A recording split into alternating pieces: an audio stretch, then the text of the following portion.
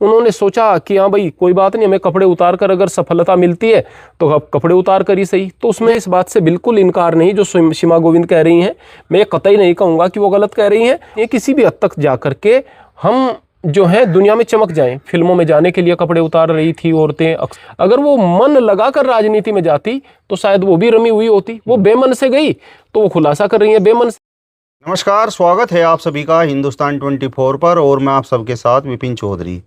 हमारे देश में महिलाओं के सम्मान की, महिलाओं के अधिकारों की और महिलाओं की बराबरी की खूब बातें होती हैं, लेकिन अभी सीमा गोविंद नाम की एक महिला ने ऐसा खुलासा किया है जिसने पूरे देश में भूचाल ला दिया है। सीमा गोविंद का कहना यह है कि राजनीति में जो महिलाएं हैं उनमें से 90% ऐसी महिलाएं हैं जो पुरुष राजनेताओं के बिस्तर से होकर गुजरी हैं। अब जिस तरीके का खुलासा ये सीमा गोविंद ने किया है तो उसको लेकर महंत आनंद स्वामी जी क्या सोचते हैं, इस समय हमारे साथ में मौजूद हैं। सीमा गोविंद सच्चाई बता रही हैं या फिर वो ऐसे ही झूठे आरोप लगा रही हैं? महाराज जी, सबसे पहले तो हिंदुस्तान 24 पर मैं आपका बहुत बहुत स्वागत करता हूँ। आपका भी श्री कृष्ण मंदिर गीताधाम में हृदय से स्वागत है प्रियवर। महाराज जी, महिलाओं के सम्मान की जो बात होती है, महिलाओं के अधिकारों की जो बात होती है, और कहा जाता है कि आज के समय में महिलाएं भी पुरुषों के बराबर में खड़ी हुई हैं, तो आप ऐसा मानते हैं या महिलाओं का शोषण होता है? देखिएगा प्रियवर, दुनिया में हमेशा ताकत चलती आई है और पुरुष महिला से ताकतवर रहा है। चाहे कितना भी कहें कि स्त्री शक्ति है, स्त्री अबला नहीं है, हम भी कहते हैं अबला नहीं है, वो अपनी शक्ति को नहीं पहचानती। बहुत सारी ऐसी शक्ति हैं स्त्री के पास में जिससे कि वह देश के विकास में अपना योगदान दे सकती है। और भी बहुत सारी शक्तियां हैं, बहादुर हो सकती है। लेकिन शारीरिक दृष्टि से सामान्यतया देखें तो पुरुष ज़्यादा सशक्त होंगे स्त्री से। ऐसा नहीं बोले कहेंगे कि देखो भाई कर्णम मल्लेश्वरी ने इतना सारा वजन उठाया था, फला फला उस औरत ने लड़कों से ज़्यादा मेडल हासिल कर लिए, उस चीज़ में कर लेती हैं, पर वो अपवाद है। सामान्यतया पुरुष ज़्यादा सशक्त है और शक्ति दुनिया में चलती है। चाहे आप कुछ भी कहें, दुनिया के जितने भी नियम हैं उनमें सबसे कठोर और कटु सत्य ये है कि जिसके पास में शक्ति है उसकी हुकूमत चलती है और वो कमज़ोर का शोषण भी अक्सर करता है। जिस स्थान पर जिस जाति का वर्चस्व होता है वो दूसरी जाति को कमतर कर देती है, वही वहाँ पर ताकत में आ जाती है। जिस स्थान पर जिस धर्म का वर्चस्व होता है वहाँ पर वो धर्म डोमिनेट करने लगता है। पूरे समाज के विषय में मैं बात करूँ तो पुरुषों का समाज रहा है तो स्त्रियों का शोषण हुआ है। अगर मैं आज की तारीख में बात करूँ तो आज की तारीख में मैं पहले से थोड़ी सी स्थिति बेहतर देखता हूँ स्त्रियों की, यानी कि पुरुष स्त्री का शोषण अब कम कर रहे हैं पहले के मुकाबले। आज की तारीख में स्त्री का शोषण कर रही है, हमेशा से भी करती आई है, लेकिन आज की तारीख में अगर शोषण कर रही है तो स्त्री का शोषण ज़्यादा कर रही है। रहा सवाल राजनीति का, जो सीमा गोविंद ने कहा, क्योंकि मैं एक पॉलिटिशियन नहीं हूं और पॉलिटिक्स को इंटरनली बहुत ज़्यादा नहीं जानता हूं, बाहर से देखता हूं और बाहर से देख करके जिसके विचार ठीक ठाक लगते हैं उनका समर्थन करता हूं। अंदर क्या हो रहा है उसके विषय में सीमा गोविंद ज़्यादा जाने या फिर वो ज़्यादा जाने जो कि नेता हैं, उस विषय में मैं नहीं कह सकता। अक्सर बहुत सारे ऑफिस में इस तरह के खुलासे होते हैं कि जो उच्चाधिकारी होते हैं वो अपने मातहत जितनी भी लड़कियां होती हैं उन पर गलत नज़र रखते हैं, उनका शोषण करने का प्रयास करते हैं। अक्सर ये खुलासे हुए हैं, अलग अलग विभागों में हुए हैं, यहाँ तक कि पुलिस विभाग जैसे विभाग में भी हुए हैं। अलग अलग स्थानों पर ये चीज़ें सामने आई हैं। तो जब हर स्थान पर ऐसा है तो पॉलिटिक्स में भी होगा। यानी पुरुष का स्वभाव ऐसे थोड़े एक ही राजनीति में जाकर के बदल जाएगा।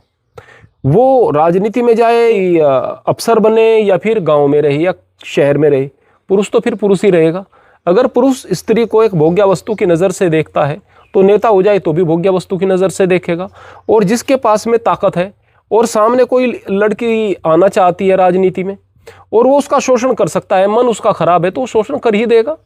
तो जाहिर सी बात है, सबसे पहले अगर स्त्री को अधिकार दिलाना है तो समाज को इस तरह से सोचना पड़ेगा कि अगर हम किसी की बेटी का सम्मान कर रहे हैं तो कोई हमारी बेटी का करेगा, हम किसी की बहन का सम्मान कर रहे हैं तो हमारी बहन का भी सम्मान होगा। यानी ये सामाजिक दृष्टि से चीज़ें ठीक हो सकती हैं। कानून आज की तारीख में नए नए आते हैं और वो नए नए कानून स्त्री को सम्मान देने की बात करते हैं, अधिकार देने की बात करते हैं। और कमाल की बात यह कि वो इतने गंदे कानून है कि वो और ज़्यादा खराब कर देते हैं सिस्टम को। न तो इसे कानून ठीक कर सकता है, न प्रशासन ठीक कर सकता है। समाज के लोग और समाज ही इन चीज़ों को ठीक कर सकते हैं।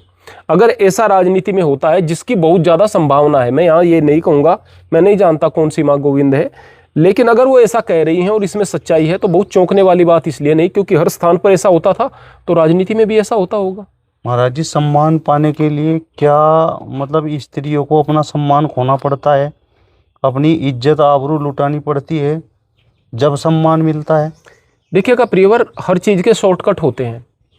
एक आदमी अपनी इज्जत को अपने सिद्धांतों के बल से, अपनी प्रतिभा के बल से कमाता है तो उसमें तो मेहनत लगती है। और कोई अगर कपड़े उतार कर सम्मान प्राप्त करना चाहेगा तो उसे शॉर्टकट दिखाई देगा। जैसे कि हमने ऐसे भी देखे हैं कि एक आदमी सड़क पर पैदा हुआ और उसने इतनी मेहनत की, अपने अंदर स्किल्स को डेवलप किया कि वो बड़ा उद्योगपति बन गया।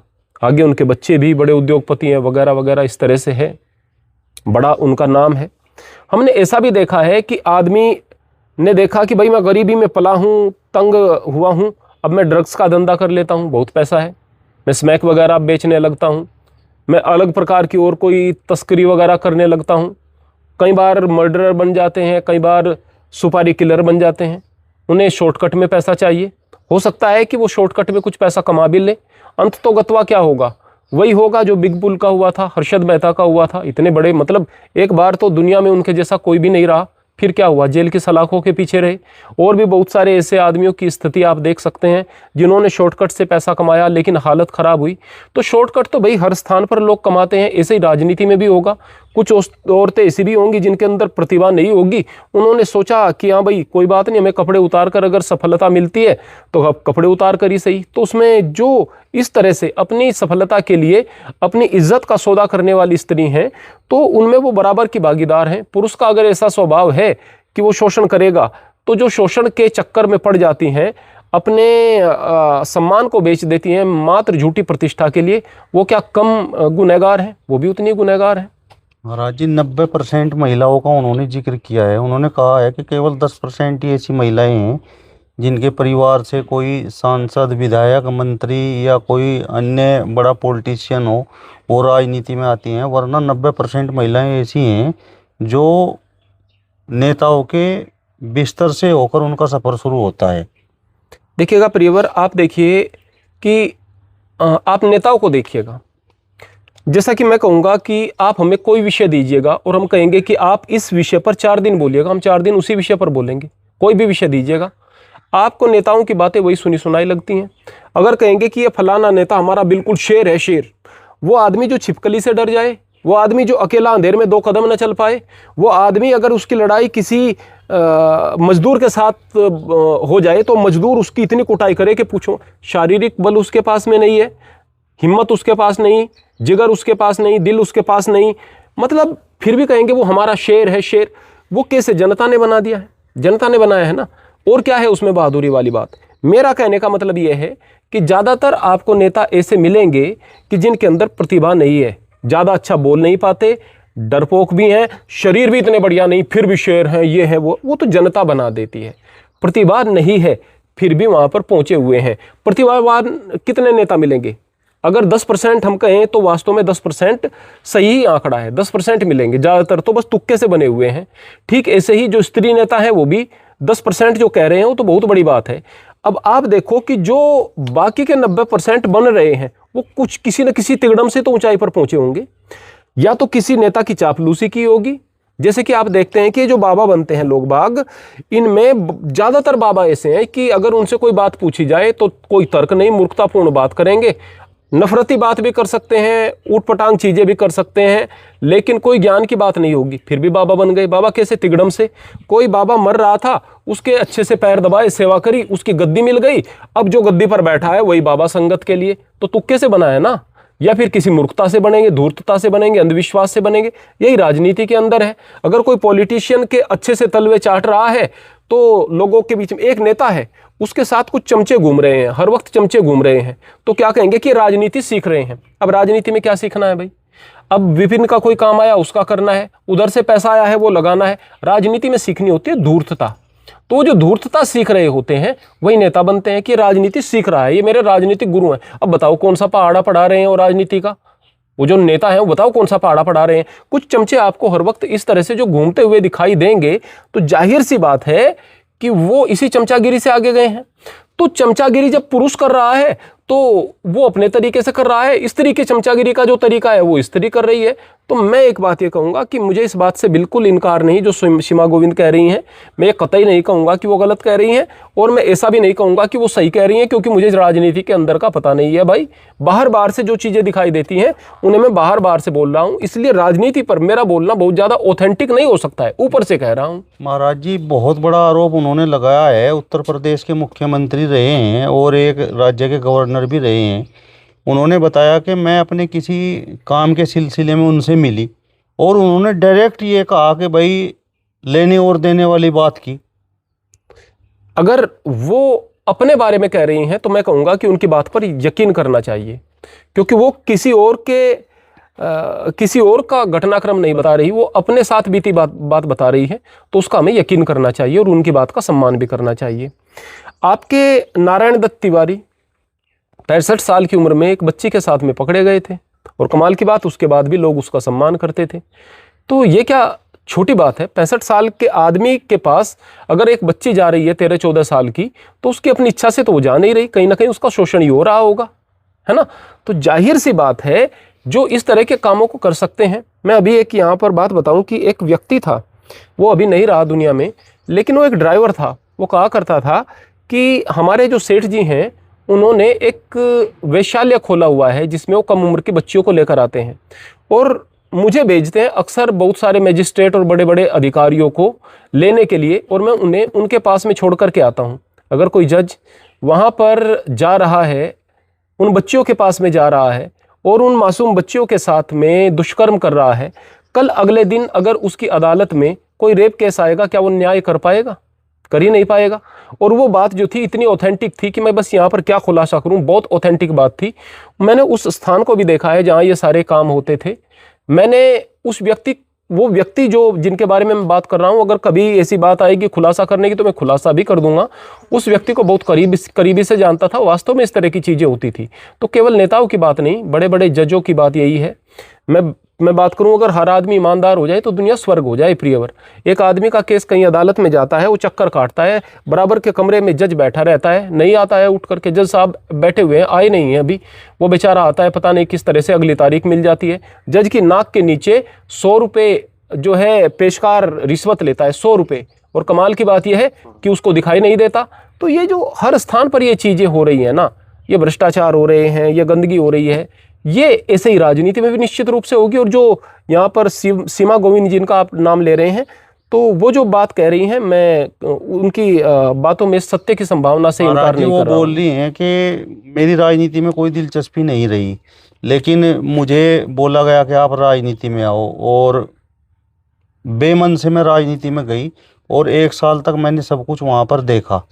मैंने देखा कि पार्षद के टिकट के लिए कुछ महिलाएं रो रही हैं और बोल रही हैं कि और हम क्या कर सकते थे, हमने अपने कपड़े तो उतार दिए। एक पार्षद के टिकट के लिए महिलाएं अपने कपड़े उतार रही हैं। देखिएगा प्रियवर, जब स्त्रियां घरों के अंदर रहती हैं और उन्हें बाहर कुछ शॉप करने का, कुछ बाहर निकलने का अवसर मिलता है, तो फिर वो चाहती हैं कि हम किसी भी हद तक जाकर, मैं सभी औरतों के बारे में नहीं कहूँगा, लेकिन अक्सर ऐसा होता है, वो चाहती हैं किसी भी हद तक जाकर के हम जो है दुनिया में चमक जाएं। फिल्मों में जाने के लिए कपड़े उतार रही थी औरतें, अक्सर इस तरह की बातें थी। राज कपूर जी के बारे में ऐसा कहा जाता था, कई और लोगों के बारे में कहा जाता था। और जी इसलिए कह रहा हूँ कि पता नहीं भाई सच है या झूठ है, अंदर की बात अंदर जान के लोग जाने। तो अगर इस तरह की चीज़ें कही जा रही हैं तो उसमें ज़्यादा झूठ की संभावना नहीं है। और मैं सीमा गोविंद के बारे में ये कहूँगा कि वो बेमन से राजनीति में गई थी, इसीलिए तो खुलासा कर पा रही हैं। अगर वो मन लगाकर राजनीति में जाती तो शायद वो भी रमी हुई होती। वो बेमन से गई तो वो खुलासा कर रही है। बेमन से हो सकता है कई प्रतिभाशाली आदमी हैं, बेमन से उनको ले लिया राजनीति में, वहाँ की गंदगी देखी तो आगे आकर के वो बता रहा है। इस तरह की चीज़ें हो जाती हैं। महाराज जी, मधु किशोर का नाम भी आपने सुना होगा।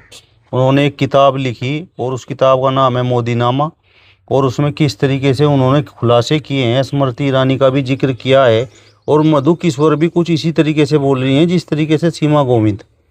देखिएगा, मधुकेश्वर का नाम मैंने नहीं सुना है, और मैं फिर यही कहूँगा कि कोई व्यक्ति किसी पर आरोप भी लगा सकता है, लेकिन उसमें सच्चाई की भी संभावना है।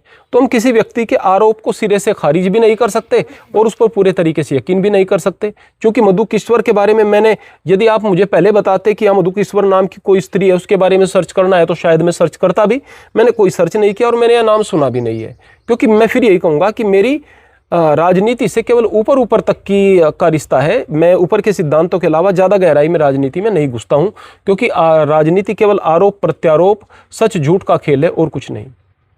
मतलब ये बात आप भी स्वीकार करते हैं कि 90% मामलों में सम्मान पाने के लिए महिलाओं को अपना सम्मान खोना पड़ता है। महिलाओं और पुरुषों दोनों को। भाई, महिलाएं जिस तरह से सम्मान खोती हैं उनका वो तरीका है, पुरुष अगर किसी के तलवे चाट रहा है तो वो भी तो सम्मान ही खो रहा है, उसका वो तरीका है। प्रतिभा से तो 10% मुश्किल से जाते हैं। यहाँ पर सीमा गोविंद जो है वो सही कह रही हैं। चलिए, तो महेंद्रानंद स्वामी जी को आपने सुना। फिलहाल इस वीडियो में बस इतना ही। अगली वीडियो में फिर आपसे मुलाकात होगी। तब तक बने रहिए हिंदुस्तान 24 के साथ। नमस्कार।